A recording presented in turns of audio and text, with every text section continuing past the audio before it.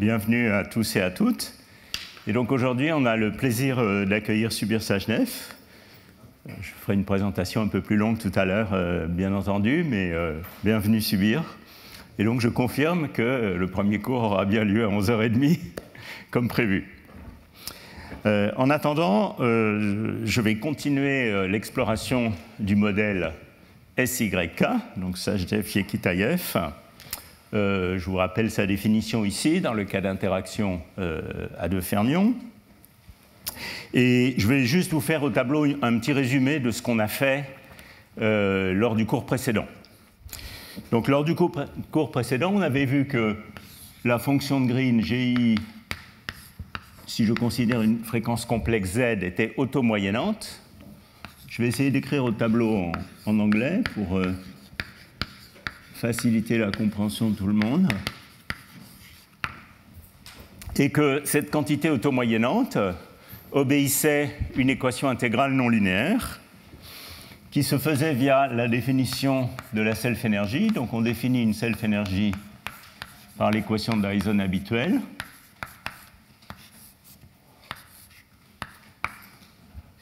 Et si j'écris par exemple les choses en temps imaginaire, la self-énergie satisfait l'équation sigma de taux égale moins U carré G carré de taux G de moins taux, où U est la variance des interactions aléatoires, et le potentiel chimique mu, qui bien sûr est une fonction comme d'habitude de la température, de l'interaction et de Q, où Q est la charge fermionique, le nombre de fermions, C croix C, ou si vous voulez le définir un petit peu mieux de cette manière-là, doit être fixé, par exemple, en calculant la fonction de Green à temps 0- qui nous donne le nombre de particules. Donc toutes ces équations, en principe, déterminent la solution pour la fonction de Green à une particule. Alors, on s'était livré à une analyse de basse énergie,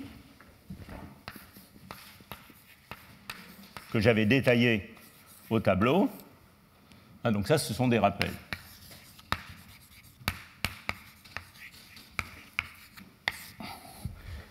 Une analyse de basse énergie à température nulle qui nous avait montré qu'il y avait une singularité à basse fréquence de la fonction de Green, singularité qui n'est pas celle qui se passe dans un liquide de Fermi. On n'a pas des pôles bien définis, mais on a un comportement en 1 sur racine de la fréquence. Et plus précisément, on avait vu qu'ici, il y avait une certaine constante.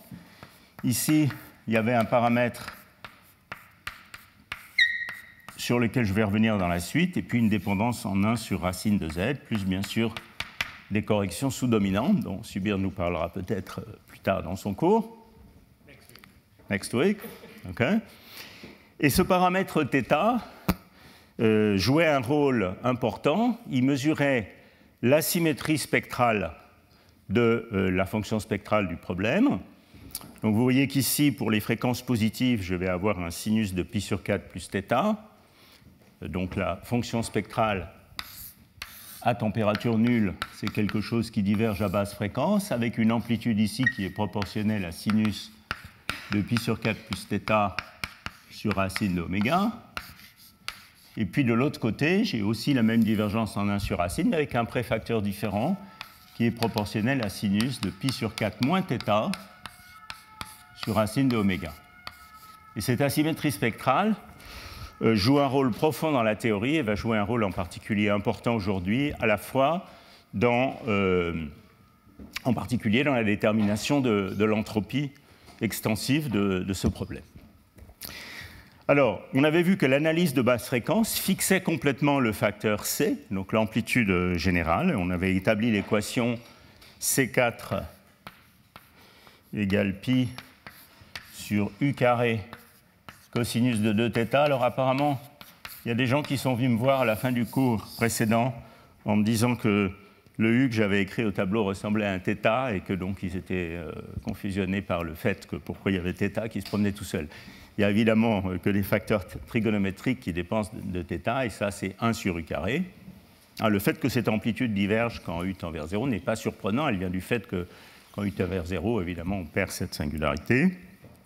Et on avait vu en revanche que l'analyse de basse énergie à elle seule ne permettait pas la détermination de cette asymétrie spectrale θ.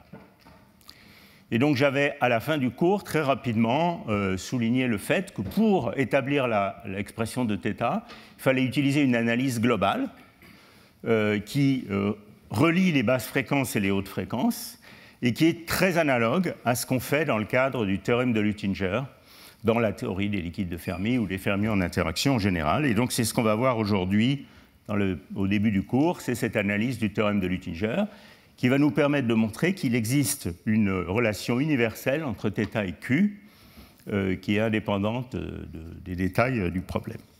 Alors il y a une notation que je vais introduire ici peut-être,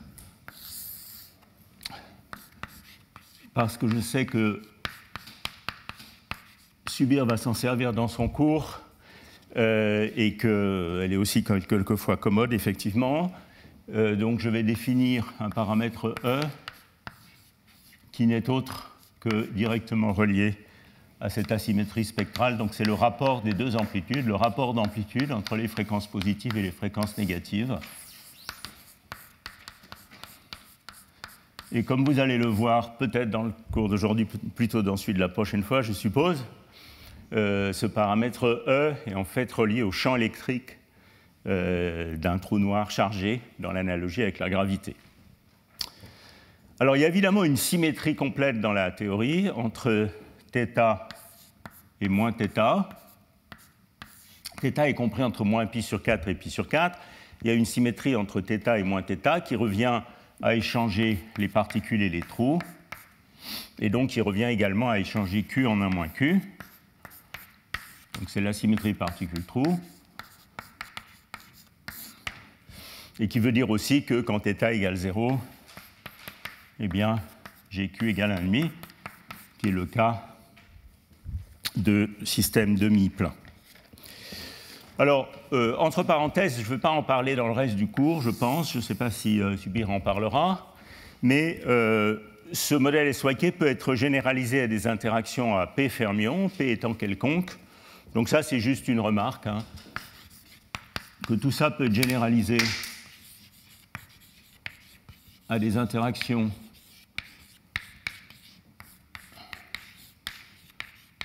à plus grand nombre de particules. On définirait un HP, donc ici on avait au-dessus P égale 4, et on peut définir un HP qui serait la somme de I1, IP d'un tenseur aléatoire UI1, UIP fois C croix I1, C croix IIP sur 2, C IP sur 2 plus 1, enfin vous avez compris l'idée, etc., CIP, avec une variance normalisée par une puissance qui va bien pour le tenseur aléatoire U. Et on peut répéter toute cette analyse de basse fréquence.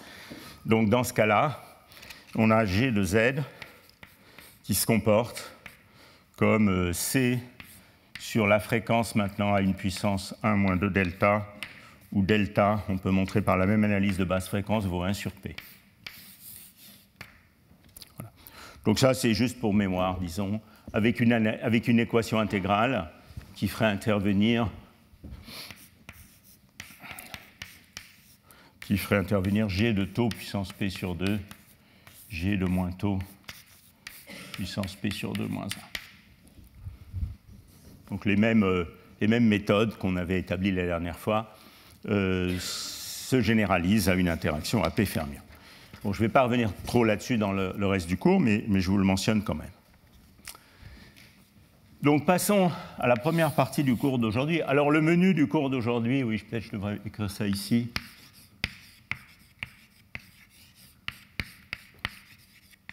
Pour savoir un petit peu où on va aller. Donc le menu du cours d'aujourd'hui, on va commencer par le théorème de Luttinger, qui va donc nous permettre de relier Q et θ. Ensuite, je vais vous parler de généralisation de cette solution à température non nulle, puisque tout ce qu'on a vu pour l'instant, c'est l'analyse de basse fréquence à température nulle. On va voir comment tout ça se passe à température non nulle, avec deux approches. Une approche, je dirais, force brute, et une approche liée aux invariances de la théorie, en particulier les invariances par reparamétrisation du temps et l'invariance conforme. Ensuite, je vais établir l'expression de l'entropie. Donc j'ai évidemment besoin d'informations à température finie pour pouvoir établir l'entropie. Peut-être on ne dépassera pas ce stade, mais si on le dépasse, je vous parlerai un peu de comparaison avec le cas de fermions libres.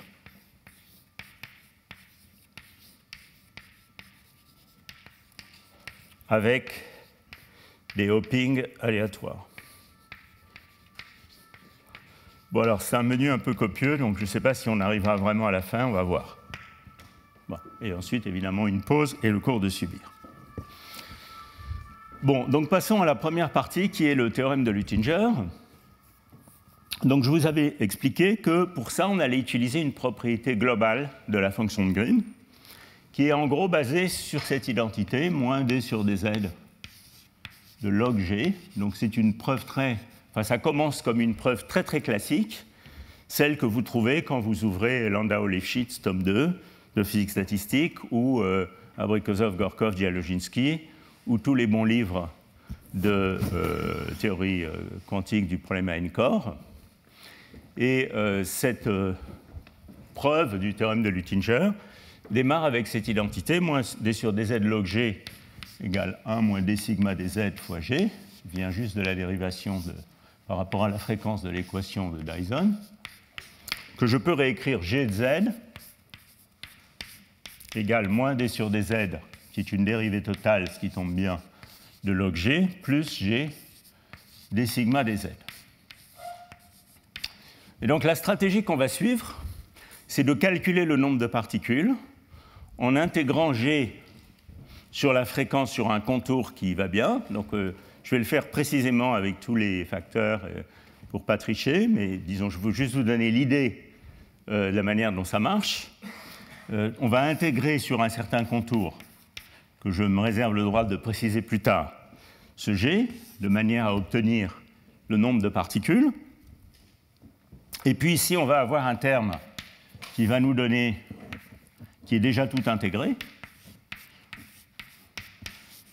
et qui va en gros compter le nombre de fois où l'argument de g change de valeur. Donc quand g est négatif, l'argument de g est pi, quand g est positif, l'argument de log g est 0.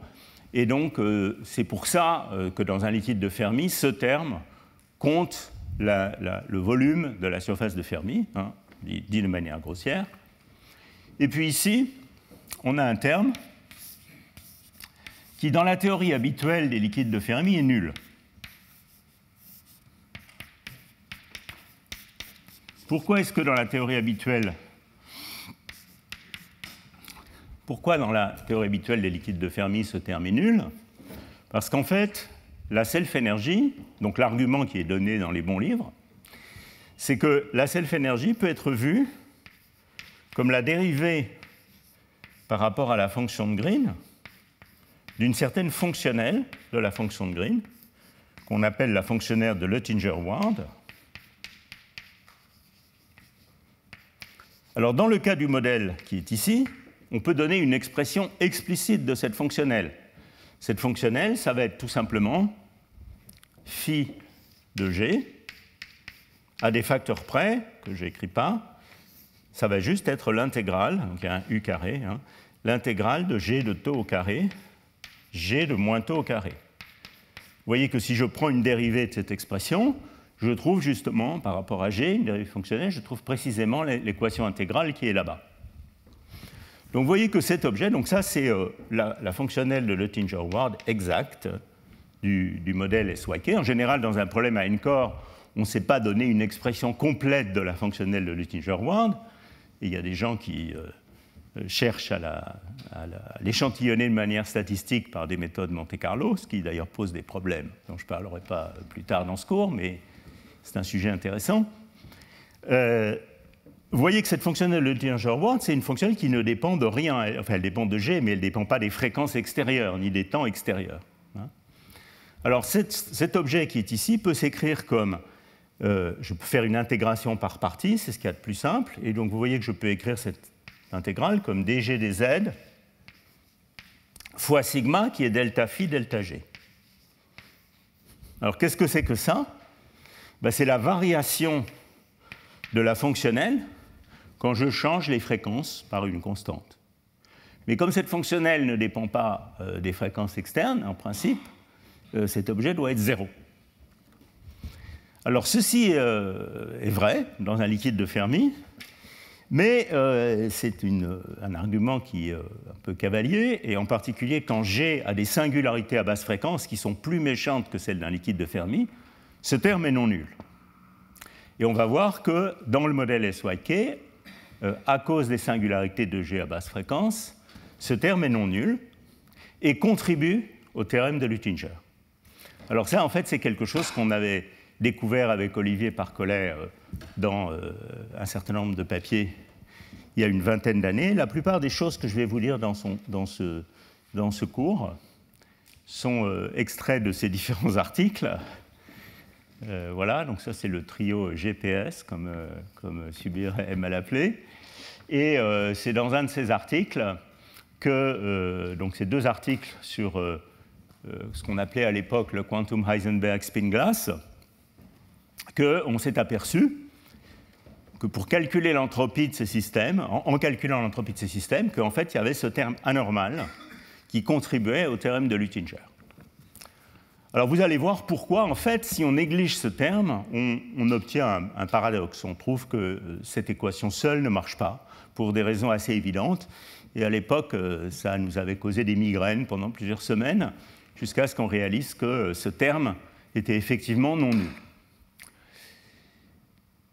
Bien, alors en fait, tout ce travail sur le lien entre l'asymétrie spectrale et le nombre de fermions provient de travaux antérieurs que j'ai aussi cités ici, qui est cet article sur les modèles Kondo surécrantés, qui obéissent, dans la limite de grand N, à des équations intégrales assez similaires, pas identiques, mais assez similaires, et qui nous avaient, je dirais, donné la technologie pour aborder ce genre de problème dans le contexte présent.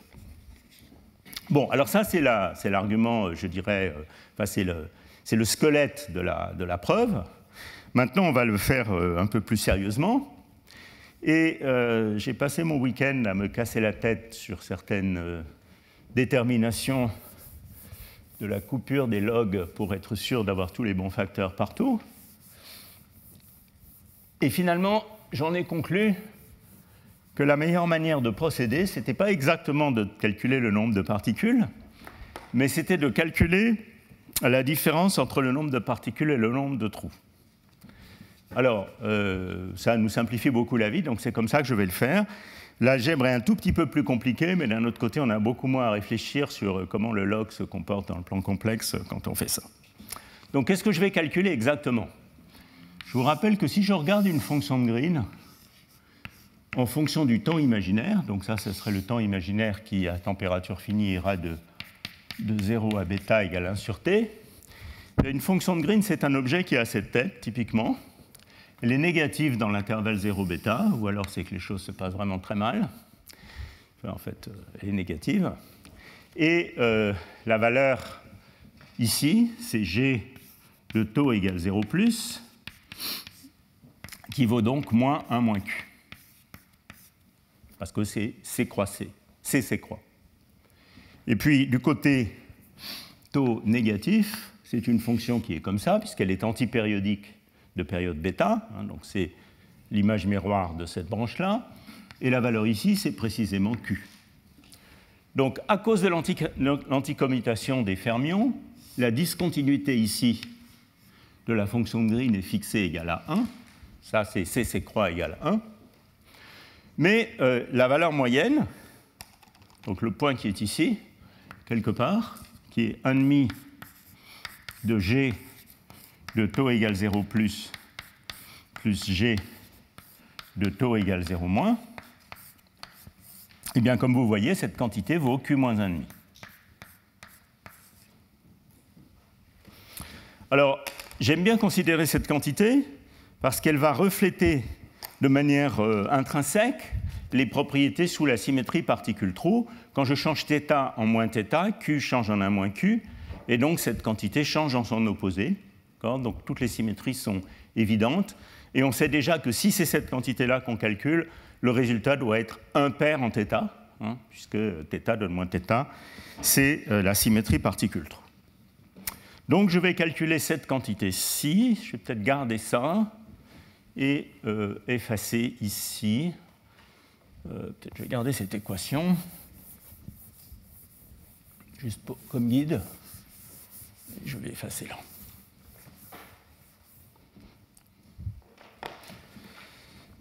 Alors, comment est-ce qu'on peut calculer G de taux? Bon, si j'étais à température finie, G de taux, c'est 1 sur bêta, où bêta c'est toujours 1 sur kT, la somme sur tous les entiers, de moins l'infini à l'infini, de G de I oméga n, exponentielle de moins I oméga n taux. Alors, je vous rappelle que oméga n, ce sont les fréquences de Matsubara fermioniques, dn plus 1 pi sur bêta.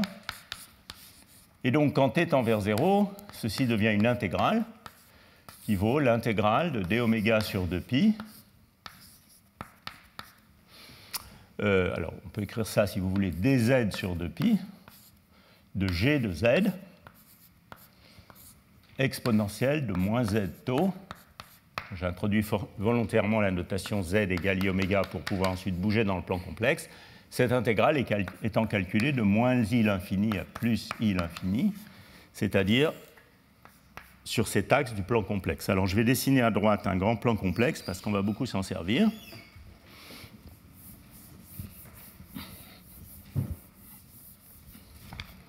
Donc voilà mon plan complexe des fréquences.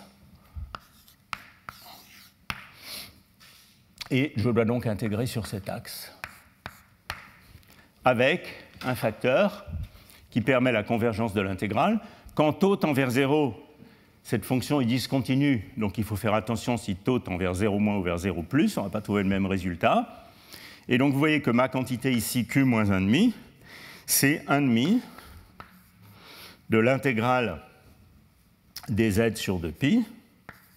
Alors il y a des i qui se promènent, dz sur 2pi i, de moins i l'infini à plus i l'infini, de g de i oméga, exponentielle de moins i oméga 0 plus exponentielle de i plus i oméga 0 plus. Donc je vais calculer cette quantité-là. Alors, pour calculer cette quantité-là, donc ça va me donner Q moins 1,5, et je vais intégrer le membre de droite de la même manière. Donc, le résultat de l'intégration de cette partie, une fois intégrée comme ça, je vais l'appeler I1, et le résultat de l'intégration de cette partie, qui serait nul donc dans les cas plus conventionnels, je vais l'appeler I2. Oui. Oui, c'est l'intégrale sur oméga de g de i oméga. Z, c'est i oméga, d'accord? Donc c'est l'intégrale d oméga sur 2pi. OK? Voilà. Donc, je vous rappelle que la fonction de Green dans le plan complexe, elle a des pôles ou une coupure sur l'axe réel. La représentation spectrale nous dit que ici, c'est la zone dangereuse. D'accord? Donc, il va falloir faire quelque chose. Et donc, je vais définir cette intégrale de moins i infini à plus i infini dz comme la limite quand état tend vers 0, de l'intégrale de moins i infini à moins i état, plus l'intégrale de plus i état à plus i infini. Donc je vais intégrer ici, maintenant je vais prendre du rouge, ça va être mieux, je vais intégrer ici jusqu'à moins i état, comme ceci. Et vous voyez où je vais en venir. Pour transformer cette intégrale, je vais utiliser une intégrale sur un contour Et on va voir de quel côté il faut fermer le contour. Ça dépend si on est du côté 0 plus ou du côté 0 moins. Donc vous voyez qu'ici, ça, c'est exponentielle de moins z0 plus. Clairement, si maintenant z devient une intégration sur l'axe réel, eh bien ici, quand c'est 0 plus, il va falloir fermer le contour du côté partie réelle de z négatif. Et si là, il y a 0 moins, il faut fermer le contour du côté partie réelle de z positif. Donc ici, je vais fermer mon contour là, comme ceci, dans le cas où j'ai exponentielle de z 0 moins. Et puis si j'ai exponentielle de z 0 plus, je vais au contraire fermer mon contour comme ceci. Et puis là, pareil, on va intégrer à partir de plus iêta, comme ceci. Ça fait des beaux dessins. Et puis comme cela. Voilà la stratégie que je vais suivre. Et donc, qu'est-ce qu'on va faire? On va écrire que ces 4 contours fermés sont vides de pôles. D'accord? Donc, l'intégrale sur l'ensemble du contour fermé est 0, théorème de Riemann. Donc on va écrire que, par exemple, pour la première intégrale, je ne vais pas vous faire toutes les 4 au tableau, mais j'en écris une, disons. On va écrire que l'intégrale de iêta à l'infini, donc qui serait celle-là, à i infini, de dz de la fonction qui m'intéresse, f de z, plus l'intégrale sur le quart de cercle ici, donc je vais la noter, je ne sais pas, comme ça, de dz f de z, plus maintenant l'intégrale, alors vous voyez qu'ici il faut faire un peu attention, on va aller de l'infini à 0, plus l'intégrale de l'infini à 0 de dz, mais il faut prendre f de oméga, donc z est maintenant réel, donc je peux appeler ça oméga si je veux, oméga, f de oméga plus iêta.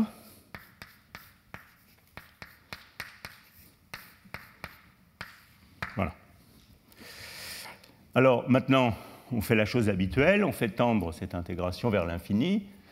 L'intégration sur le quart de cercle tend vers 0 parce que les choses décroissent bien à l'infini. Donc cette intégrale-là est 0.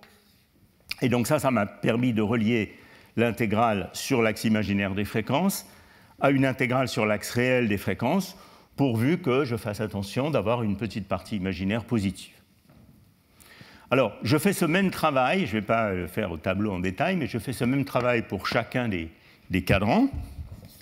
Et finalement, ce que vous trouvez, c'est que je dois intégrer log. Alors, je ne sais pas ce que je vais effacer, peut-être ça.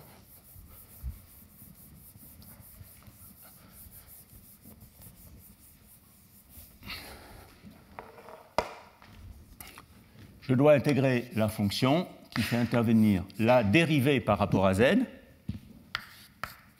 ou à oméga, de g de oméga plus iêta.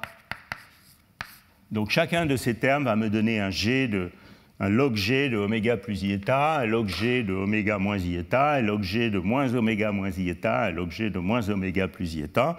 Quand je recombine tous ces morceaux, je trouve log g de oméga plus iêta sur g de oméga moins iêta, et puis g de moins oméga plus iêta, g de moins oméga moins iêta. J'espère que je ne me suis pas trop trompé. Et je vais maintenant utiliser la symétrie particule-trou, qui est que g de z et de θ vaut moins g de moins z et de moins θ. Donc ça, c'est la symétrie particule-trou. Et c'est très facile à voir, par exemple, à partir de la représentation spectrale du problème. Ça me dit simplement que quand je change les particules en trous, les parties oméga positifs de la fonction spectrale sont envoyées dans les parties oméga négatifs et réciproquement. Alors, une fois tout ceci fait, je trouve, donc évidemment, log g, je vais l'écrire comme log d'un module, plus i fois une phase, appelons là, je ne sais pas, phi, qui dépend de z et de θ. Phi, c'est l'argument de G. Et une fois que je fais tout ceci, je trouve que Q-1,5, donc ça c'est le premier terme, c'est I1. Q-1,5 est égal à 1 sur 2 pi fois la limite quand θ tend vers 0, bien de 4 termes qui sont phi de l'infini plus iθ, donc ça vient de l'intégrale de 0 à l'infini, hein. Phi de l'infini plus iθ, moins phi de iθ, donc pour θ, moins phi de iθ et θ, moins phi de l'infini plus iθ, moins θ, plus phi de iθ et de moins θ. Et donc vous voyez que la combinaison qui est ici, elle est explicitement impaire en θ, elle est changée en son opposé quand θ tend vers est changé en moins θ. Et ce qui est bien dans cette manière de faire, c'est qu'en fait, je n'ai pas besoin de me préoccuper des phases à l'infini, parce qu'elles se soustraient automatiquement. Sinon, il faut se prendre un peu plus la tête. Et je vous rappelle que l'argument de la fonction de Green, il est écrit ici, et il est égal à pi sur 4 plus θ pour θ positif, qui change donc en pi sur 4 moins θ pour θ, quand je change θ en moins θ. Donc ici, j'ai pi sur 4 moins θ pour ce terme, moins pi sur 4 plus θ. Et au bout du compte, je trouve que le résultat de I1, c'est Q moins 1,5 égale moins θ sur pi.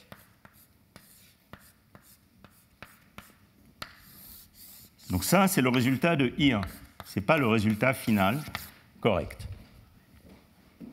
Alors, c'est ce qu'on trouverait dans un système normal, où il n'y a pas de singularité méchante à basse fréquence de la fonction de Green. Et vous voyez que ce résultat est correct du point de vue de la symétrie particule-trou. Q-1,5 change en son opposé quand θ tend vers moins θ.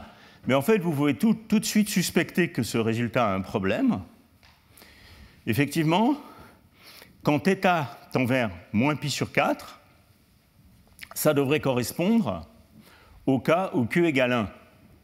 Parce que la symétrie, vous voyez que quand θ tend vers moins pi sur 4, la fonction spectrale est nulle pour les fréquences positives, et donc l'intégrale de la fonction spectrale jusqu'à 0 devrait me donner 1, puisque la fonction spectrale est normalisée. Or, ce résultat viole manifestement cette propriété, puisque si je mets ici θ égale moins pi sur 4, eh bien je trouve une valeur qui n'est pas 1, qui est 3/4. Donc il manque un terme. Et ce terme, c'est ce terme anormal. C'est même une anomalie, si vous voulez, au sens des symétries, puisque c'est a priori une symétrie de la fonctionnelle phi, mais avec un terme de bord qui viole, qui devrait être nul par des arguments naïfs, mais en réalité non nul. Donc c'est vraiment une anomalie, au sens de la théorie des champs. Et on va voir comment la calculer. Donc maintenant, on va se concentrer sur ce terme I2. Alors le calcul du terme I2, quand on veut vraiment le faire de manière très détaillée, il est assez méchant. Et je ne vais pas vous faire un calcul microscopique complet dans le plan complexe. Je vais vous donner un argument pour ce terme.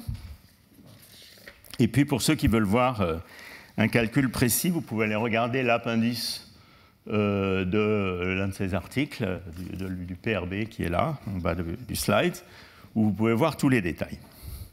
Alors l'argument, il fonctionne de la manière suivante. Donc qu'est-ce que c'est ce terme G d sigma dz?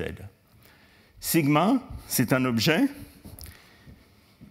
qui, à cause de cette équation intégrale ici, est comme le cube de la fonction de Green. D'accord? Donc l'ensemble de l'objet qui est ici, c'est quelque chose qui va être comme, dimensionnellement, comme la puissance 4 de la fonction de Green. Entre parenthèses, c'est quelque chose qui décroît donc très vite à l'infini. Et donc, je n'ai pas besoin de me préoccuper des termes à l'infini à cause de cette décroissance et du fait que c'est nominalement un terme de bord. Seul le comportement basse fréquence va contribuer à ce terme. Alors, je sais que la fonction spectrale de G, elle se comporte comme une certaine amplitude C+, sur racine d'oméga pour oméga positif, et elle se comporte comme une autre amplitude, C-, sur racine d'oméga pour oméga négatif. Donc, dimensionnellement, l'objet qui est ici, si on admet que seul le comportement basse fréquence contribue, c'est un objet qui doit être proportionnel à la puissance 4 de ces amplitudes. Par ailleurs, donc, il faut regarder tous les polynômes, si vous voulez, de C+, et C-, qui, 1, sont de degré 4, et 2, obéissent à la symétrie particule-trou, de θ en moins θ, qui revient évidemment à inverser C+, et C-. Alors, il n'y en a que 2, en fait, ce n'est pas compliqué. Il y a C+ puissance 4 moins C- puissance 4, qui est bien de degré 4 et qui est changé en son opposé quand je change plus et moins. Et puis, il y a C cube C- moins C- cube C+. Et C+ carré, C- carré est symétrique en plus-moins, donc il n'est pas admissible. Donc il y a ces deux contributions qui sont les deux contributions possibles. Alors maintenant, vous regardez ces coefficients C+ et C-, ils sont proportionnels à l'amplitude C fois sinus pi sur 4 plus θ ou sinus pi sur 4 moins θ. Donc quand vous faites le calcul de ces coefficients, vous allez trouver, alors je vais écrire ça là, je peux effacer ce superbe plan complexe maintenant, je pense. Vous allez trouver que ce coefficient-ci, il va faire intervenir sinus de pi sur 4 plus θ, puissance 4, moins sinus de pi sur 4 moins θ, puissance 4. Et puis, il ne faut pas oublier que C est une amplitude qui dépend aussi de θ, et C puissance 4, c'est 1 sur cosinus de θ.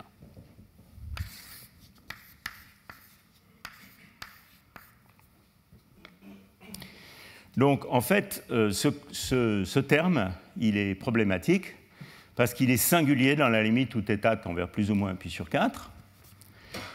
Donc, il ne doit pas apparaître dans le résultat, puisque la charge ne peut pas diverger.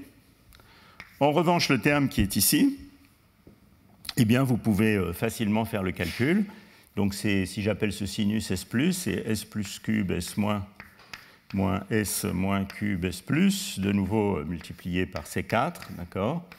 Et au final, vous trouvez que ce terme vaut sinus de θ, est proportionnel à sinus de θ. Alors, cet argument, il est bien sympathique, à part qu'il y a un préfacteur qui ne permet pas de déterminer, mais ce préfacteur, on peut tout simplement le fixer en disant que quand θ tend vers moins pi sur 4, la charge doit tendre vers 1, et quand θ tend vers plus pi sur 4, la charge doit tendre vers 0. Et donc, au final, on a tout fixé, et on trouve le résultat, que je vais garder ici encadré, qui est que Q moins 1,5 est égal au terme dit, disons, normal, moins θ sur pi, donc qui est le terme normal, moins sinus de 2θ sur 4. Et ça, c'est le terme anormal. Donc vous pouvez vérifier que il y a bien les bonnes limites de ce quand Q tend vers 0 et 1, et la symétrie particule-trou est bien établie. Donc vous voyez qu'il y a une généralisation. Donc qu'est-ce qu'on a appris ? On a appris qu'il y a une relation universelle entre cette asymétrie spectrale et le nombre de fermions qui ne dépend pas du comportement du problème à haute énergie, et que, comme toujours dans les problèmes à n-corps, ce lien entre l'asymétrie entre particules et trous à basse énergie et la charge totale se déduit par un argument global du type théorème de Luttinger, mais on a découvert une chose inhabituelle, qui est que le terme qui est nominalement un terme de bord contribue une valeur non nulle dans ce modèle au théorème de Luttinger. Voilà, donc ceci clôt la partie théorème de Luttinger et relation entre le nombre de fermions et la symétrie spectrale. Est-ce que vous avez des questions sur tout ça? Est-ce que je vous ai déjà noyé dans le plan complexe? Bon. Non, il y a un petit non, pardon, oui, c'est la même chose, évidemment. Excusez-moi, ça c'est typique de moi. Il s'agit de l'argument. Merci Félix. Il s'agit de l'argument de la fonction de Green. Un log G me donne petit phi. Par contre, il y a un autre grand phi qui est la fonctionnelle de Luttinger-Ward, qui elle est différente, mais il avait une autre typographie. Bon, alors maintenant, oui. Je peux juste réexpliquer. Donc, dans ce cas, dans C+4, dans C+, ouais. Puissance 4, qui normalement devrait être là, il diverge. Oui, il diverge. Ouais. Enfin, c'est une divergence qu'on soustrait ou... Non, ce n'est pas une divergence qu'on soustrait. Ça veut juste dire que si on fait le calcul bien... on peut calculer ce terme sans utiliser cet argument. Hein. On peut calculer ce terme en prenant la fonction G, en calculant l'intégrale explicitement. Je ne le fais pas parce que c'est pénible. Voir l'appendice de ce dernier article-là. Et quand on fait ce calcul, enfin quand Olivier Parcollet fait ce calcul, pour être précis, on trouve que ce terme est proportionnel à ce coefficient. Et que l'autre n'apparaît pas, c'est tout. Et en fait, ceci est une rationalisation, pas tout à fait a posteriori, parce qu'on avait donné cet argument avant de faire le calcul explicite, mais c'est une rationalisation du fait que ce terme ne peut pas apparaître. Voilà. Bon, je ne vous fais pas le calcul microscopique de ce terme, parce que d'abord, je n'en suis pas complètement capable, et ensuite, je vous ai déjà assez assommé avec les intégrales dans le plan complexe, donc ça suffit comme ça. D'autres questions? OK. Donc maintenant, ce qu'on va faire, c'est se poser la question de savoir comment ce comportement de basse fréquence se généralise à température finie.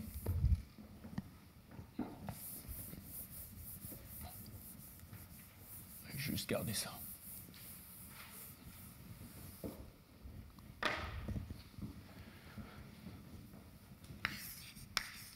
Donc ce que je veux faire, c'est généraliser l'analyse de basse fréquence qu'on a faite la dernière fois pour déduire le comportement de ces objets à température finie, mais quand même dans la limite de basse température. C'est-à-dire qu'on va se passer dans la limite où oméga et T sont tous les deux plus petits que U, qui est la seule énergie microscopique de haute énergie du problème, qui joue le rôle de cutoff, si vous voulez. Mais oméga sur T peut être arbitraire.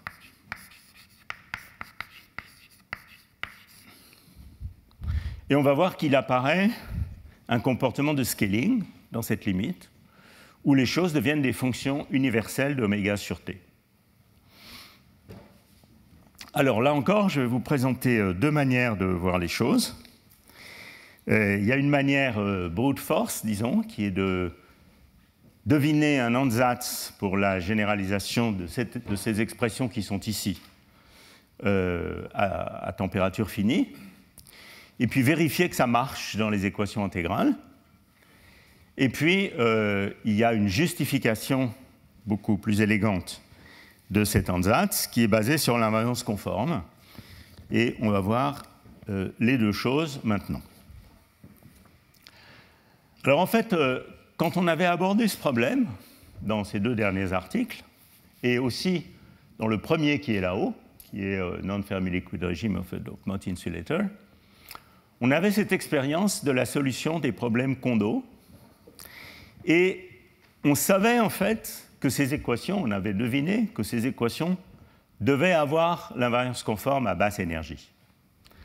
Alors, pour ceux qui ne connaissent pas les problèmes Kondo et les équations NCA, ce que je vais vous raconter ici va paraître totalement cryptique, mais pour ceux qui connaissent un peu, ça va leur dire quelque chose. quand on résout des problèmes de type Kondo, donc, disons c'est une analogie, hein.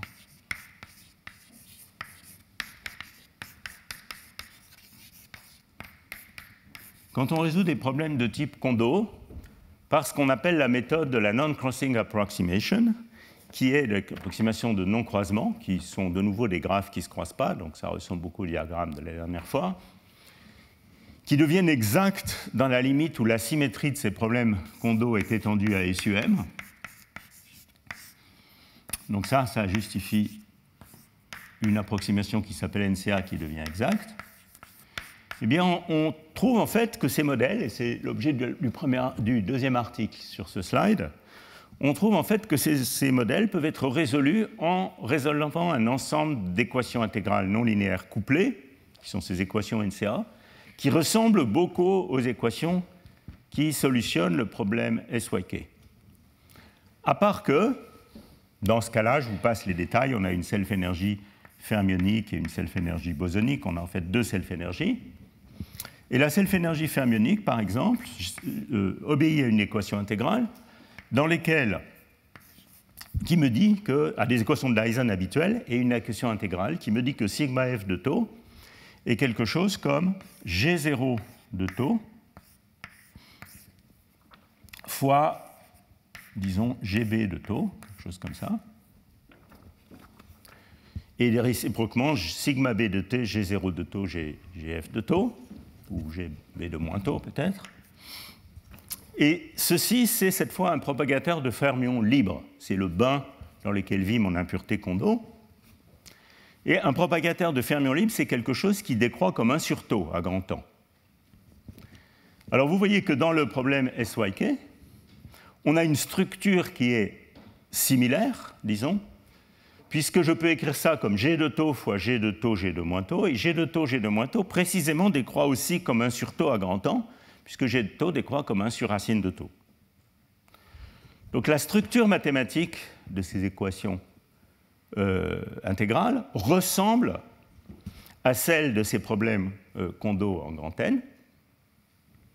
Or, on sait que parce que ces problèmes Kondo en grand N, ou ces problèmes Kondo en général, sont des problèmes d'impureté de bord, d'impureté où l'interaction existe seulement au bord, la théorie doit avoir une invariance d'échelle très grande, qu'on appelle l'invariance conforme, je vais l'expliciter tout à l'heure.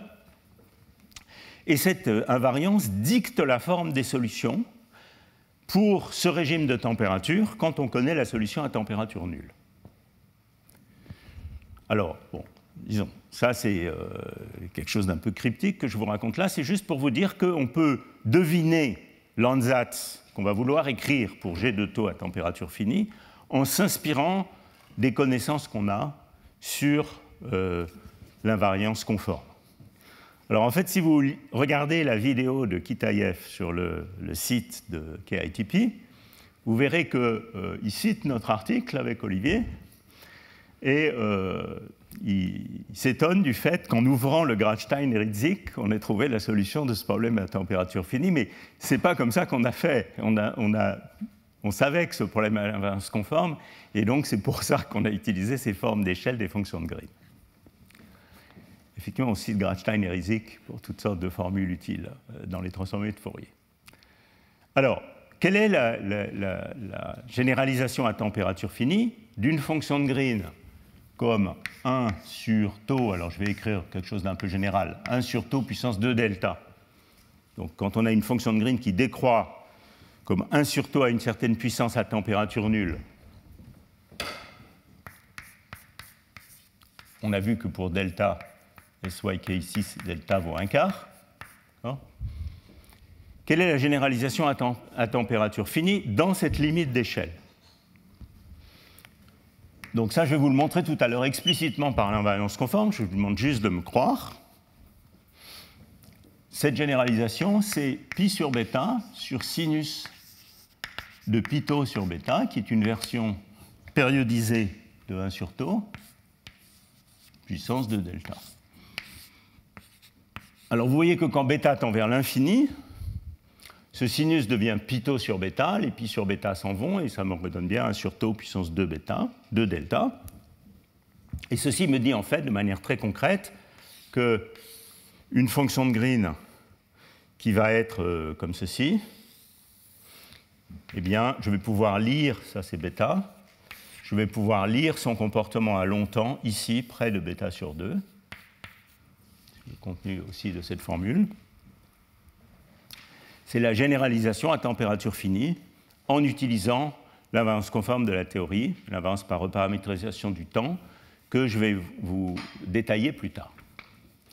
Alors ceci nous incite à regarder si cette généralisation-là pourrait résoudre ces équations intégrales à température finie. Donc qu'est-ce qu'on va faire? On va supposer que, donc ansatz,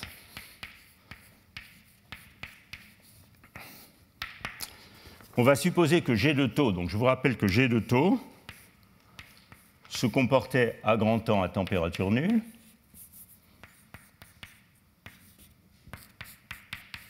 comme, alors si j'ai bien tous mes facteurs, moins C sur racine de 2pi, 1 sur racine de taux. Donc on va supposer qu'à température finie, toujours dans cette limite de température, G de taux devient moins C sur racine de 2pi,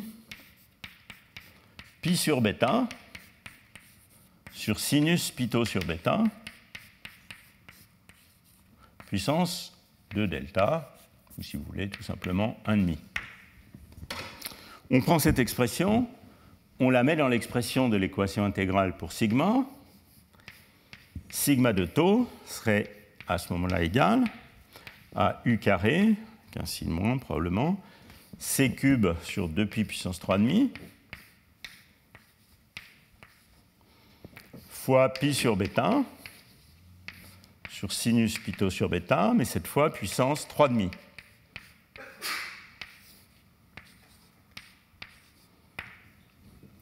Alors cette fonction qui est ici, que je vais appeler G1,5 de taux, elle a une certaine transformée de Fourier. Maintenant, on fait une fonction qui est antipériodique en taux de période bêta, donc il faut faire la transformée de Fourier sur les fréquences de Matsubara. Elle a une certaine transformée de Fourier G1,5 de I oméga n. Et cette fonction qui est là, elle a une certaine transformée de Fourier G3,5 de I oméga n.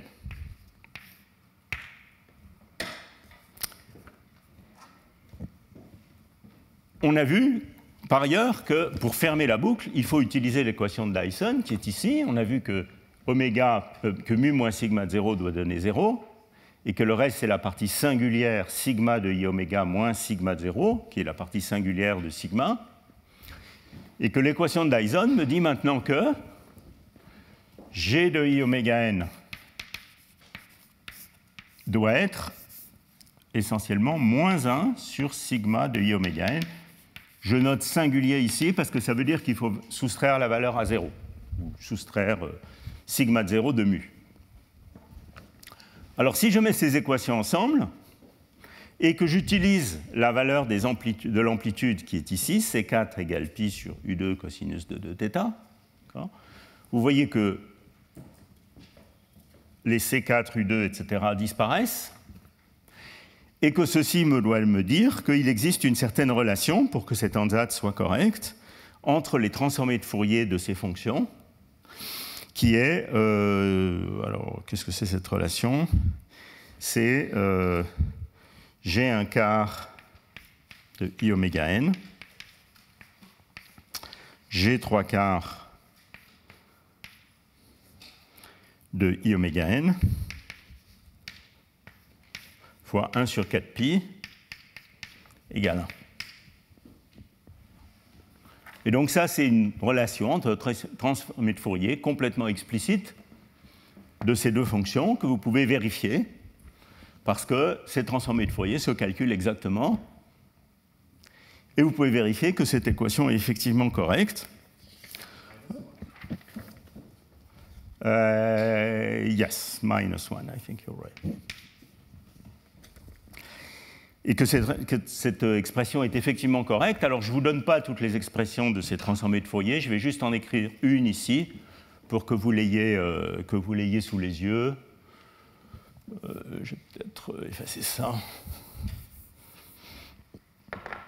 G1,5 de I oméga n, par exemple, pour vous donner la tête de ces fonctions.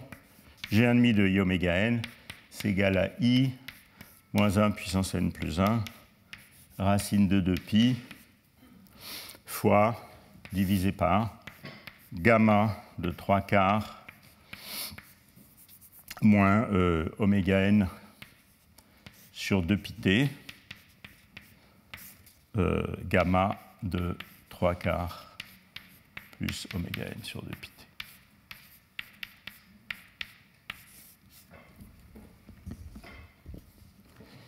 Et il y a une expression similaire pour G3,5. Quand vous utilisez cette expression pour G3,5, vous pouvez vérifier la relation que j'ai écrite là. Donc ça, je dirais, c'est le calcul brute force. Alors remarquez que j'ai fait tout ça à θ égale 0. Dans le cas particule trop symétrique, on va voir comment tout ça généralise à θ fini dans un instant. Donc ça, c'est la méthode brute force, disons. Je suppose une généralisation de ces fonctions à température finie dans cette limite ici, et je vérifie que l'ANSATS marche quand je le mets dans les équations intégrales. Alors, qu'est-ce que ça nous dit, ça? Ça nous dit que, donc de manière un peu plus physique, ce que ça nous dit, c'est que les fonctions spectrales pour G ou pour sigma, donc par exemple la fonction spectrale de G, donc je vous rappelle que G de Z, c'est l'intégrale des oméga d'une certaine fonction spectrale ρg de oméga sur Z moins oméga, de même sigma. Donc ceci nous dit que la fonction spectrale ρg de oméga, qui à température nulle se comportait comme C sinus pi sur 4 plus θ sur racine de oméga, a maintenant une généralisation qui est racine de t fois une certaine fonction d'échelle. Alors, je ne vais pas l'appeler phi pour ne pas embêter Félix, mais ρ tilde de oméga sur t. Pardon, c'est 1 sur racine de t ici. Et cette fonction ρ tilde est finie à petit argument. Et quand oméga sur t devient grand, eh bien, elle se comporte comme 1 sur racine de l'argument, de sorte que pour oméga plus petit que t, cette chose est comme 1 sur racine de t, et pour oméga plus grand que t, qui serait le cas de température nulle, cette chose est comme 1 sur racine de oméga. De même, ρ sigma de oméga, eh bien, vaut racine de t fois ρ tilde sigma de oméga sur t. Donc vous voyez que, évidemment, il y a des corrections à cette loi d'échelle qui ferait intervenir des puissances supérieures de 1 sur racine de t, de racine de t, et d'autres fonctions d'échelle que peut-être Subir décrira dans son cours. Are you going to describe the corrections to scaling? Or? Not today, but next time? Ouais, prochaine séance. OK. Voilà, donc il y a des corrections qui sont au-delà de la limite d'échelle où oméga et t sont comparables et tous les deux plus petits que u. Mais ça, c'est le terme dominant qui est dicté par l'invariance conforme. Ces fonctions ρ tilde, elles régularisent donc la singularité. Alors, je vais vous montrer leur tête. On peut les calculer avec ces fonctions gamma. Et quand on fait ça, on trouve ce genre de forme. Alors, ici, ce que vous voyez, donc c'est, regardez déjà le cas E égale 0, c'est-à-dire E, je vous rappelle, c'est ce paramètre qui est une autre manière de parler de θ. Donc c'est le cas où j'ai la symétrie particule-trou. Donc vous voyez, cette fonction d'échelle est une brave fonction qui est maintenant régulière en 0. La température a régularisé la singularité en 0.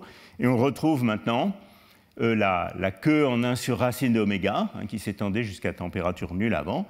Et donc ça, c'est la fonction spectrale, la fonction d'échelle du scaling en oméga sur t de ce problème. Et puis, on verra tout à l'heure, dans un instant, comment ça se généralise en présence de la symétrie particule-trou. Et vous voyez qu'on a une généralisation de ces fonctions d'échelle pour toute valeur du paramètre θ ou du paramètre E avec une certaine asymétrie de ces fonctions spectrales. Donc ça, c'était l'argument pédestre. Donc maintenant, je vais vous faire l'argument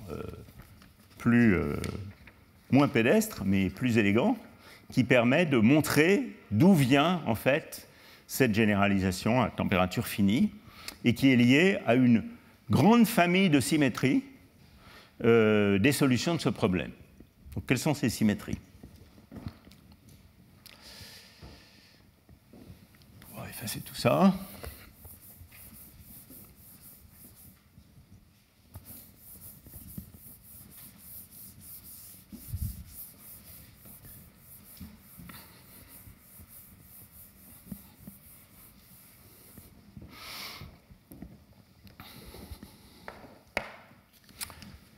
Alors, pour établir les symétries, donc symétrie,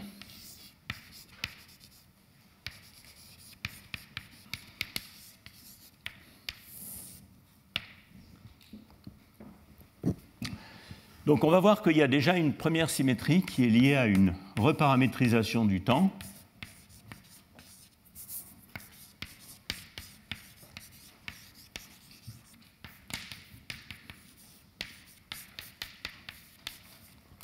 C'est-à-dire que je peux prendre tau et le transformer en sigma avec une fonction arbitraire f et avoir une invariance de la théorie, enfin des équations de la théorie, mais qu'en fait, il y a une symétrie même plus large, il y a même une symétrie, disons, de jauge, si on veut, qui fait intervenir une autre fonction arbitraire g de sigma selon une loi de transformation que je vais vous montrer maintenant. Alors, pour établir ces lois de transformation, je vais en fait écrire ces équations comme des équations à deux temps. C'est-à-dire, je ne vais plus supposer l'invariance par translation dans le temps. Je vais généraliser ces équations dans le cas où j'ai deux temps. Alors ça, c'est un point un petit peu subtil qui vient du fait que quand on résout ce problème par une méthode de point-colle, l'intégrale fonctionnelle et de point-colle, on le verra pour la solution du modèle SY lors du cours prochain.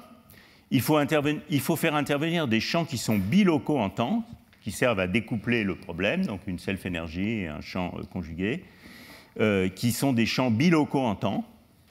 Et c'est seulement au point-colle que ces champs deviennent des fonctions invariantes par translation du temps, donc qui dépendent de la différence entre deux temps.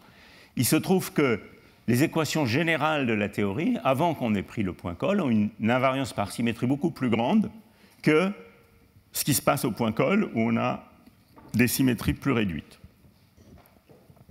Donc je vais écrire ces équations comme si c'était bilocal, pour faire apparaître l'ensemble des symétries du problème. Donc je peux réécrire la première équation, qui est simplement l'équation de la deuxième équation, la première au tableau là-bas, qui est juste l'équation de Dyson, comme intégrale des taux 2. Donc maintenant, je considère des objets qui sont sigma de taux 1, taux 2, et g de taux 1, taux 2. Et sigma ici, ça va toujours être juste la partie singulière de sigma. Hein. Je ne vais plus l'écrire explicitement, mais gardez en tête que ça, c'est juste la partie singulière, c'est-à-dire qu'on a soustrait la composante à fréquence nulle. Donc dans ce cas-là, l'équation de Dyson, elle s'écrit intégrale de 0 à bêta, d taux 2, de sigma de taux 1, taux 2, g de taux 2, taux 3, égale moins delta de taux 1 moins taux 3. Donc ça, c'est juste la réécriture de l'équation de Dyson qui est là, en enlevant le terme mu moins sigma de 0, d'accord, et en disant que z est négligeable, ce qu'on a vu puisqu'il se comporte comme racine de z à basse fréquence. Donc en gros, c'est g égale moins sigma singulier, moins 1. Et puis la deuxième équation, c'est sigma. Donc elle est locale, elle, c'est sigma de taux 1, taux 2, égale moins u carré, g carré de taux 1, taux 2, g carré, g de taux 2, taux 1. Donc j'ai réécrit ces équations d'une manière bilocale en temps. Et maintenant, vous pouvez vérifier explicitement que ces équations obéissent à une invariance par reparamétrisation du temps qui s'écrit de la manière suivante. G de taux 1, taux 2. Je peux le transformer en une fonction G tilde de sigma 1, sigma 2, où taux et sigma sont reliés par une fonction quelconque f de sigma. Et ici, il y a une sorte de jacobien qui est f' de sigma 1, f' de sigma 2, puissance moins un quart. Et je peux même admettre ici une fonction g de sigma quelconque, g de sigma 1 sur g de sigma 2, pourvu que je transforme aussi sigma de la manière suivante, sigma de taux 1, taux 2, égale f' de sigma 1, f' de sigma 2, puissance moins 3 quarts. Donc vous voyez qu'ici, ce qui apparaît, je vais peut-être le mettre en rouge, ce qui apparaît, c'est les dimensions conformes, disons les dimensions d'échelle caractéristiques de la self-énergie et de la fonction de Green. Et ici, de nouveau, G de sigma 1 sur G de sigma 2, sigma tilde de sigma 1, sigma 2. C'est un calcul très simple, en fait, de mettre ces deux expressions ici et de découvrir qu'effectivement, il s'agit d'une invariance de ces équations. Donc il y a une très grande invariance de ces équations. Subir, who showed that first? Who actually, did you? No, Kitaev did. Okay. Donc, il y a une très grande invariance de ces équations par deux fonctions, f de sigma et g de sigma, a priori arbitraires.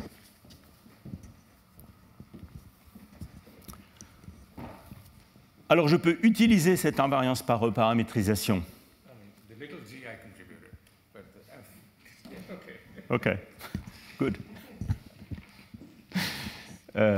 Donc, on peut utiliser cette invariance par reparamétrisation de la théorie pour justifier, pour déduire la forme à température finie que je vous ai conjecturée tout à l'heure.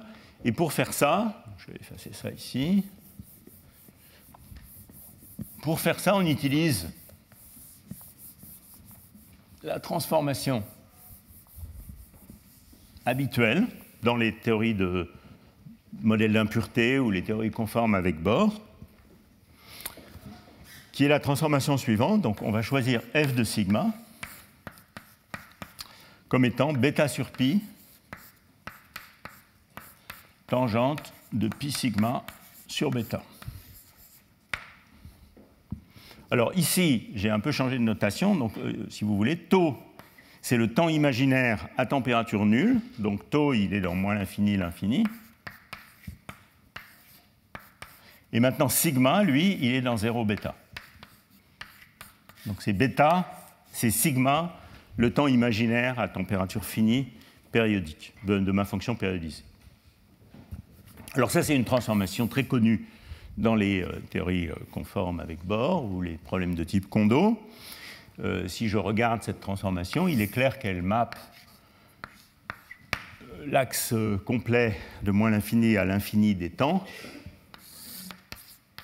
à une représentation périodique, puisque la fonction tangente, elle est quelque chose comme ça.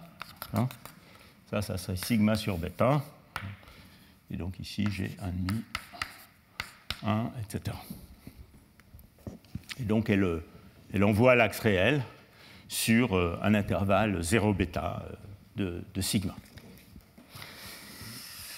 Donc, en fait, dans cet article qui est maintenant enlevé, là, cet article sur le modèle TJ SYK dopé, on avait conjecturé l'invariance conforme, et c'est pour ça qu'on avait donné ces formes en tangente, mais on n'avait pas explicitement dérivé cette invariance par paramétrisation. Les équations NCA, pour ceux qui s'intéressent au problème Kondo, une invariance par reparamétrisation similaire. Alors maintenant, si vous utilisez cette transformation... I don't know if you mentioned this, is that when you do if you look at the transformation Yes. over there, even if G is a function of tau 1 minus tau 2, that doesn't mean that G tilde is a function of sigma 1 minus sigma 2. But for this very special function that... It is. Yeah. Yeah, that's a good point. Donc, si vous prenez cette expression et que vous la mettez dans ces équations ici, et je reviens au cas invariant par translation, vous allez trouver que si G est une solution du problème, la fonction suivante, G de sigma, donc j'utilise l'expression qui est là, qui est C sur racine de 2 pi tau avec le coefficient qui dépendait de θ ici, qui va bien, qui est quelque chose du genre sinus pi sur 4 plus θ. À ce moment-là, vous pouvez voir que la fonction suivante, G tilde de sigma, donc le G tilde de sigma, c'est celui qui est ici, G tilde de sigma égale moins C sur racine de pi sinus de pi sur 4 plus θ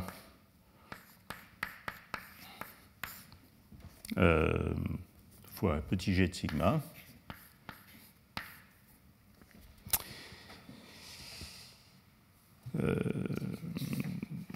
Oui, fois... non, pardon, c'est pas ça que je veux faire.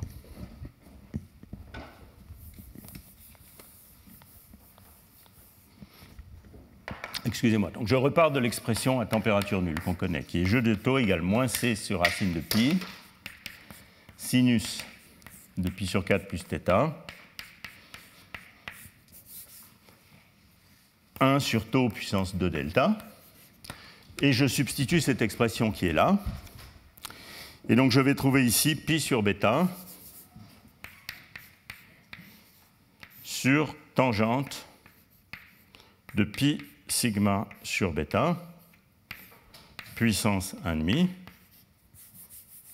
Et ceci est multiplié par la dérivée de la fonction f, f' de sigma, qui vaut 1 sur cosinus carré de pi sigma sur bêta. Et donc ici, il y a un terme qui vaut cosinus de pi sigma sur bêta, puissance 1,5. Et quand je fais tout ça, je trouve finalement que G de sigma, G tilde de sigma, me donne moins C sur racine de pi, sinus de pi sur 4 plus θ, pi sur bêta sur sinus pi sigma sur bêta, fois G de sigma moins 1. Et la fonction G de sigma n'est pas encore déterminée. La fonction G de sigma, je peux la choisir comme je veux. Alors, pour déterminer la fonction G de sigma, il faut utiliser l'antipériodicité de la fonction G tilde. La fonction G tilde doit être une solution du problème pour tout état qui est une fonction de fermion antipériodique en bêta. Donc, il faut imposer l'antipériodicité.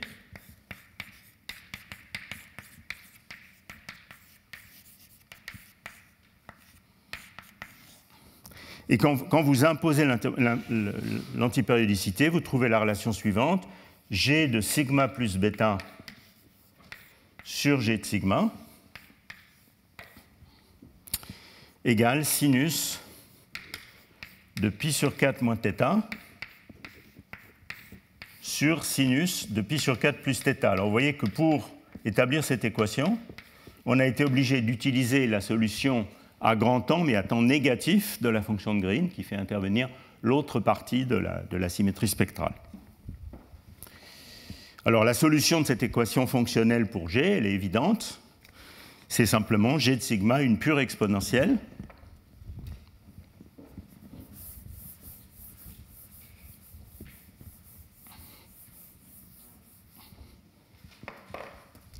Donc ce que vous trouvez dans ce cas-là, ce que vous trouvez finalement, c'est que G de sigma, c'est une constante fois exponentielle de moins 2 pi E, qui est une autre manière qui est écrite là-bas de paramétriser la symétrie spectrale, sigma sur bêta. Alors il reste encore à fixer la constante. Et pour fixer la constante, il suffit de revenir au comportement à grand temps, taux tend vers l'infini, qui était écrit ici, c'est-à-dire que ça doit se comporter comme C sur racine de 2 pi tau, 1 sur 2 fois sinus de pi sur 4 plus θ, et ceci fixe complètement cette constante, de sorte que finalement, G de tau, et donc cette fois on l'a fait en présence de la symétrie spectrale complète, toujours dans la limite où tau et bêta sont grands de 1 sur U, mais tau sur bêta est fixé arbitraire, ce qui est une autre manière de dire que oméga sur et t sont tous les deux petits devant U, mais oméga sur t arbitraire.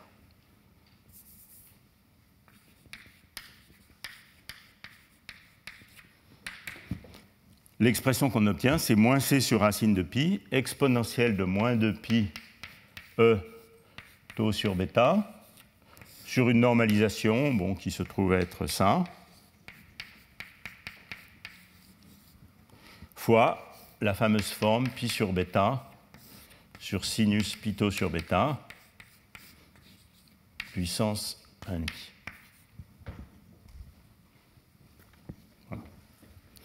Donc ça, c'est l'expression finale, plus évidemment des corrections sous-dominantes. Donc ça, c'est l'expression finale de G de tau, à température finie, dans la limite d'échelle, en présence, cette fois, on l'a généralisé, en présence d'une asymétrie spectrale quelconque E ou θ. Alors en fait, cette forme est extrêmement générale, elle s'applique à tous les problèmes pour lesquels on a une invariance conforme et une invariance par reparamétrisation de ce type. Et on avait, avec Olivier, dans cet article sur les problèmes Kondo, dérivé cette expression par des méthodes pédestres en présence de la symétrie spectrale. Et c'est ce qui est représenté ici sur ce dessin. Donc c'est ça, c'est simplement ces fonctions-là, plus exactement la fonction spectrale en oméga associée à ces fonctions-là. Donc vous voyez, pour deux valeurs opposées de E, la symétrie particule-trou se déduit de manière évidente.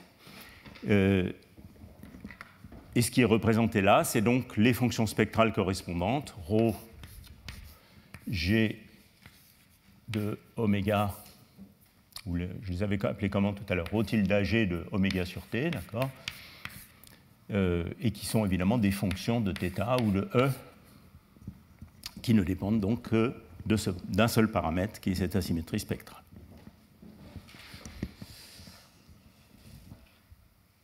Est-ce qu'il y a des questions sur tout ça?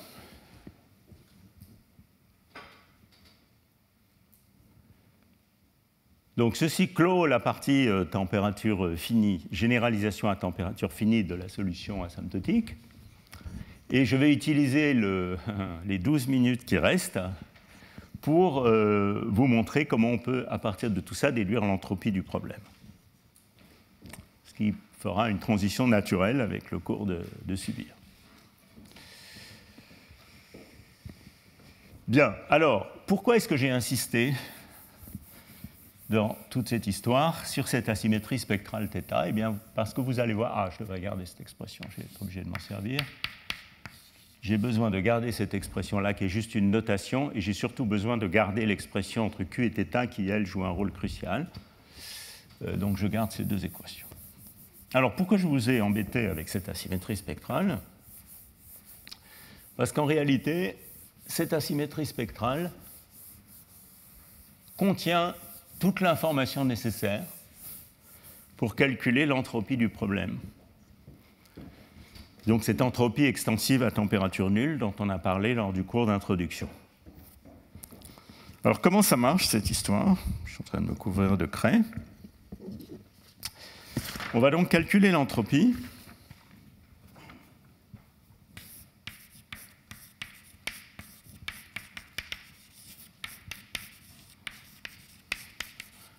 En utilisant une identité de Maxwell entre la dérivée de l'entropie par rapport au nombre de fermions et la dérivée du potentiel chimique par rapport à la température. Donc si j'appelle S l'entropie du système, c'est une quantité extensive. Donc je vais regarder la densité d'entropie par site, S sur N. Et il est facile de montrer que d mu dt où mu est le potentiel chimique. Donc je vous rappelle que mu est une fonction de T, de Q et de U. Et donc si je regarde d mu dt à Q constant, il est facile de montrer que ça, c'est moins 1 sur n ds dq à T constant. Donc ça, c'est juste Maxwell, l'identité thermodynamique. D'où est-ce que ça vient? Ça vient du fait que S, c'est la dérivée du grand potentiel par rapport à la température. Donc là, j'ai essentiellement d2 oméga dt dq. Et mu, c'est la dérivée du grand potentiel par rapport au nombre de particules. Donc là, j'ai aussi d2 oméga dq dt avec le signe moins qui va bien. Donc ça, c'est une identité thermodynamique. Et donc pour calculer l'entropie, on ne va pas calculer ds dq, on ne va pas calculer S directement, on va calculer ds dq. Et on va calculer ds dq en essayant de comprendre quelle est la correction au potentiel chimique à température finie. Donc c'est pour ça que j'avais besoin de l'évolution du système à température finie. Alors pour ça, je vais utiliser le fait que si je regarde la fonction de Green à grande fréquence, vous voyez que le potentiel chimique, donc évidemment à grande fréquence, toute fonction de Green qui se respecte se comporte comme 1 sur z. Ça vient du fait que la fonction spectrale est normalisée, tout simplement.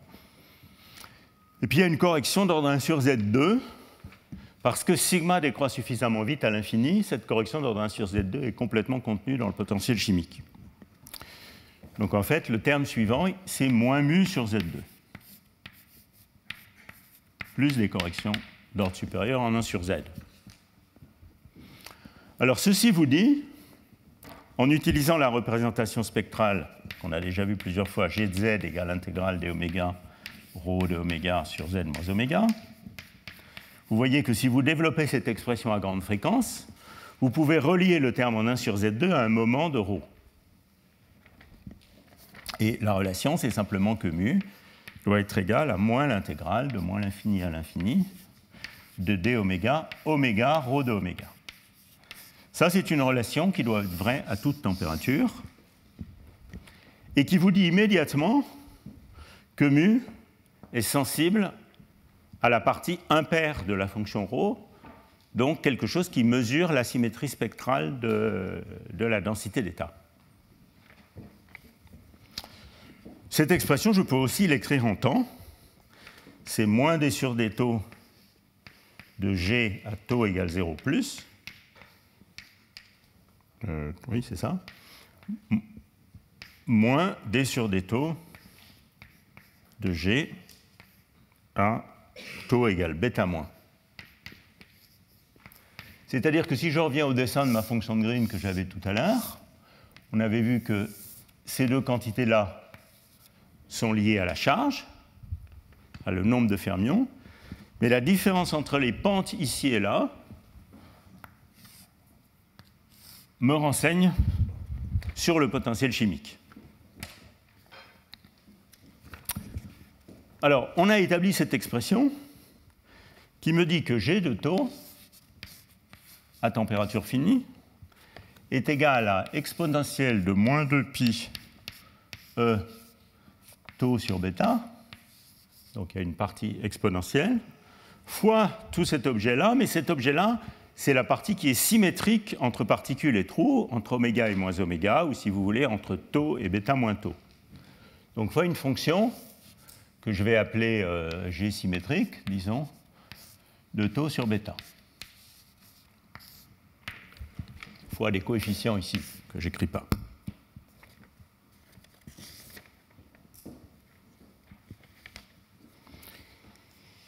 Donc maintenant, je peux utiliser cette expression pour calculer cette dérivée,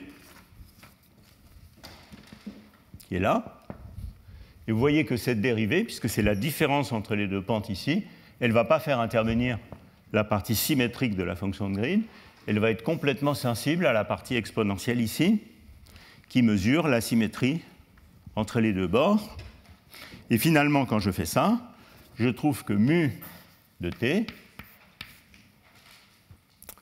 c'est égal à moins 2pi E T plus des termes qui sont sous-dominants en température.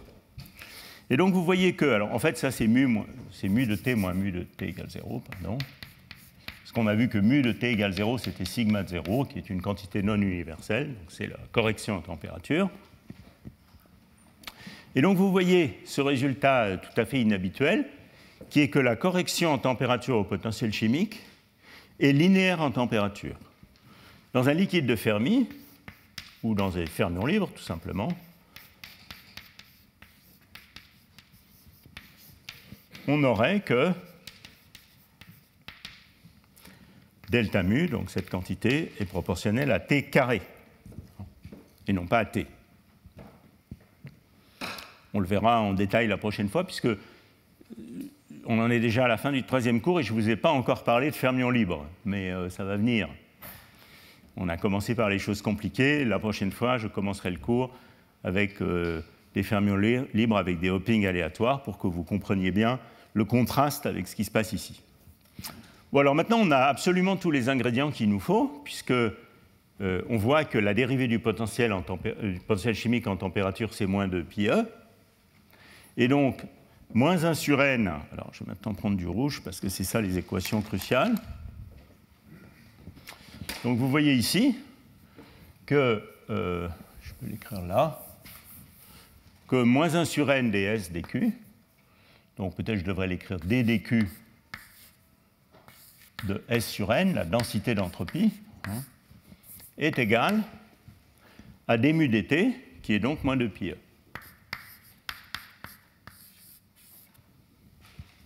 E, c'est cette expression qui est là. E, c'est, ou 2 pi E même, c'est log de sinus de pi sur 4 plus θ. Ça, c'est moins log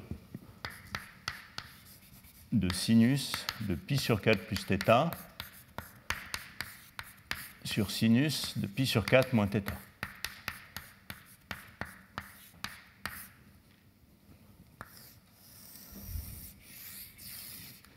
Donc vous voyez que ces deux équations déterminent de manière paramétrique l'entropie, la densité d'entropie du problème, puisqu'ici j'ai la relation entre Q et θ, et ici j'ai la dérivée de l'entropie par rapport à la charge. Donc il suffit maintenant d'intégrer cette expression pour trouver l'expression de l'entropie, en utilisant évidemment les conditions évidentes, quand il n'y a pas de fermion, l'entropie doit tendre vers 0. Donc ça me permet de fixer la borne d'intégration. Pareil quand il y a un fermion par site, quand la bande est complètement pleine. Et quand vous faites ça, vous trouvez que S de θ, donc c'est l'intégrale de moins pi sur 4 à θ de d, je ne sais pas comment l'appeler, θ tilde, log de sinus pi sur 4 plus θ sur sinus pi sur 4 moins θ, fois dq dθ, avec dq dθ donné par l'expression qui est là. Et donc cette expression vous permet de complètement calculer l'entropie du système en fonction de θ. Et quand vous tracez cette entropie en fonction de θ, vous trouvez cette courbe ici. Mais le point important, c'est que ce qu'on a montré, vous voyez, ça c'est une quantité qui est un nombre, qui est indépendant de la température dans la limite de température nulle. Donc le point crucial, c'est que la densité d'entropie du système tend vers une constante quand t tend vers 0. Donc on a une entropie extensive dans le système à température nulle, et que cette constante, donc cette densité d'entropie, est une fonction universelle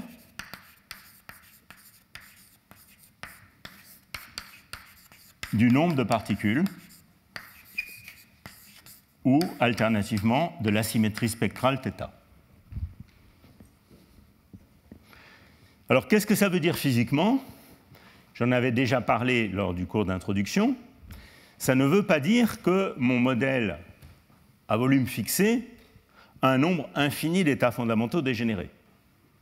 Ce que ça veut dire, c'est que le spectre d'excitation du système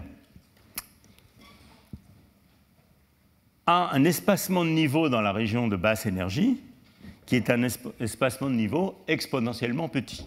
Donc voilà le résultat, ça c'est emprunté à un papier de Subir et co-auteur. Voilà le résultat d'une diagonalisation exacte du modèle SYK à basse pour un certain nombre de fermions. Donc là il y a 32 sites, des fermions réels, donc il y aurait 16 6 complexes si vous voulez. Et ça c'est le bas du spectre ici, donc ça c'est l'ensemble du spectre, ça c'est le bas du spectre là. Quand on zoome, vous voyez qu'ici on a, c'est ce que j'avais appelé la dernière fois, le code barre caractéristique d'un système sans quasi-particules. Vous voyez qu'ici, on a un espacement de niveaux. D'abord, on a un arrangement chaotique des niveaux, pas du tout comme dans un système de fermions libres, où on a un espacement bien proportionnel à 1 sur n, ou un système avec des quasi-particules. Mais on a ici des niveaux espacés de manière très fine, comme exponentielle de moins n. Donc on a un bas du spectre avec un état fondamental unique E0 et plein de niveaux arrangés de manière assez chaotique avec un espacement de niveau exponentiel de moins n. Et quand on prend la limite thermodynamique d'abord, ces niveaux s'écroulent tous, on compte tous ces niveaux dans un certain intervalle, et c'est ça qui donne l'entropie extensive. D'accord ? Bien entendu, si on faisait la limite dans le sens opposé, c'est-à-dire si on fixait n et qu'on faisait tendre t vers 0 d'abord, on trouverait la dégénérescence du fondamental qui est 1. D'accord ? Donc on trouve une entropie nulle. Donc ça, c'est bien l'entropie thermodynamique telle qu'on doit la calculer habituellement, c'est-à-dire qu'on fait d'abord la limite thermodynamique et ensuite la limite t tend vers 0. Et le fait qu'on trouve cette entropie extensive traduit le fait remarquable que ce spectre de basse énergie a un très grand nombre de niveaux espacés de manière très fine, comme exponentielle de moins n, qui est un fingerprint, une signature de l'absence de quasi-particules dans le problème. Voilà, et donc on est capable de calculer explicitement cette entropie, et on trouve ce fait remarquable que cette entropie est complètement universelle, elle ne dépend que du nombre de fermions dans le problème, et elle est reliée d'une manière profonde à cette asymétrie spectrale.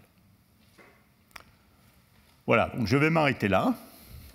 J'ai accompli ma mission. J'avais promis à Subir que j'arriverai jusqu'au bout du calcul de l'entropie dans ce cours, de manière qu'il puisse maintenant nous parler de l'entropie d'un trou noir. Et vous verrez ensuite les connexions remarquables entre les deux expressions. Et si vous avez des questions, avant la pause, c'est maintenant.